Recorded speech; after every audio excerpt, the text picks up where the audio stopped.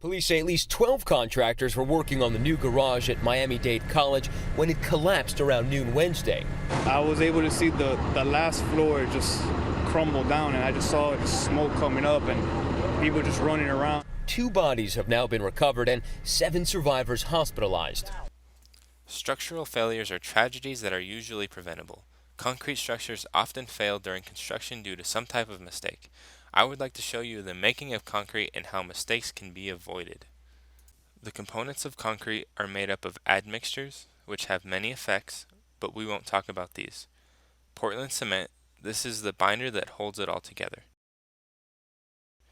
Fly ash is an additive that can help reduce permeability. Slag cement is a different kind of binder that is a byproduct of metal manufacturing. Stone is a large type of aggregate that fills volume and adds strength to the concrete. Sand is a smaller type of aggregate used when larger aggregate is not feasible. Water is needed for the reaction to take place and the mix to become concrete. These are the components of concrete. The 3 main ingredients in concrete are cement, water, and aggregate. Portland cement is so fine that it will give you blisters if handled. Gravel is larger stone, usually larger than 1/4 of an inch. Sand is usually smaller to fit into tighter spaces. Sand and gravel make up the aggregate. During the construction process, an engineer will take a sample of concrete from random ready-mix trucks to test the strength.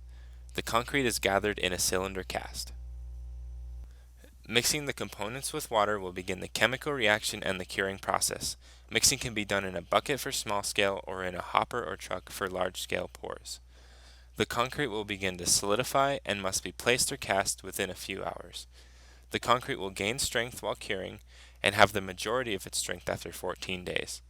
The concrete will reach nearly maximum strength after 28 days. The concrete will be tested for strength at these time intervals. Calculating the density of a concrete cylinder. When the cylinder is first removed from the cast, you weigh the cylinder on a scale. This is W in pounds. Next, you calculate the volume of the cylinder using the known dimensions. This is V equals pi r squared times by h. Density is just W over V, the weight over the volume, in pounds per foot cubed.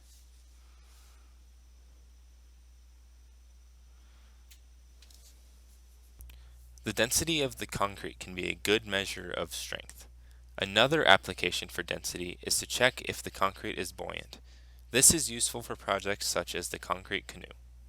The strength of the cylinder is tested in a compression machine. The compression machine gives results in pounds. This is P. The typical values for strength of concrete are given in PSI, or stress. The stress is P over A.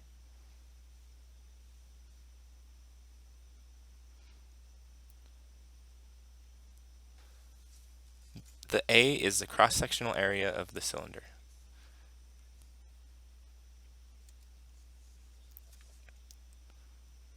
For a cylinder, it's just a circle, so A equals pi times r squared.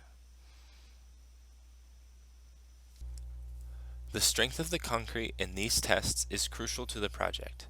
If the concrete does not meet the required design strength, then the concrete poured on that day will have to be torn out and redone. This is very costly, so typically engineers will over-design the concrete. However, it is crucial that the contractor does not alter the concrete in any way after the engineer gathers the concrete. If the strength is sufficient after the 14-day period, then the construction can continue for the project.